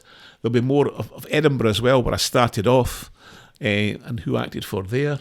And hopefully there'll be humorous stories, because I think I like to put some humour in them. Hopefully it's quite humorous, and people want to be entertained. But one thing they'll all be true. Mm-hmm. They'll all be true. The truth, is often stranger than fiction. Oh, as definitely they say. is. Definitely. And as I say, the script's gone off. Matthew Hall and Alec Harris from Magic Mountain Films. And we'll see what the ITV have got to say about it. It'd be great if it got made. It'd be fantastic. And The company you were with that banged up, they're Shine. Is Shine that right? TV, aye. Did they not? They did the heist, did they not? I think so. I think they did. I'm not. Maybe the heist and they done Hunted. Ah, that's right. So I think heist might have been one of them, but I Aye. can't really remember. I think theirs was more kind of reality kind of thing. Aye. No, I'm really happy with Matthew Hall's a terrific writer. I've only just met Alec, but he's a terrific writer. He's a BAFTA award-winning writer. He's also written books. He's a very, very well-known writer, terrific writer, and a terrific guy. Mm-hmm. He's had a lot. He's been through quite a lot recently. The trouble he had. It was a very sad death in the family. And he's a lovely, lovely guy and a lovely, lovely wife, lovely family. So we just pray all goes well. And it's been an absolute pleasure, Jordan, being with you today. Pleasure was all mine, my friend. I really appreciated gracing the Patter Puffy with your many tales, man. But in future, if you'd be up for it, I'd be happy to get you back on. Absolutely. I feel as if we could go on, we could do a podcast to span 2 days, never mind 2 hours. But it's been an absolute pleasure having you. But Jimmy Two Guns Mcintyre, where can people find any announcements or anything that's coming out from you? Like, where would they look? Where would they find you? I'm on Facebook, and I'm on everything I've got is on Facebook. I've got an agent, but the agent really just deals with me for TV. But if anybody wants me, as I say, they can, the Black and White did the book. God willing, they'll do the next one, and I'm speaking to them about that just shortly. But as I say, I'm on Facebook. If anybody wants to be friends, let me know. My wife's a few friends after this. Hopefully it's good ones, but thanks very much, Jordan. Pleasure's all mine, Jimmy. But Thank you. Anyway, that's enough for us, people. Like, subscribe, and don't get wide. Catches.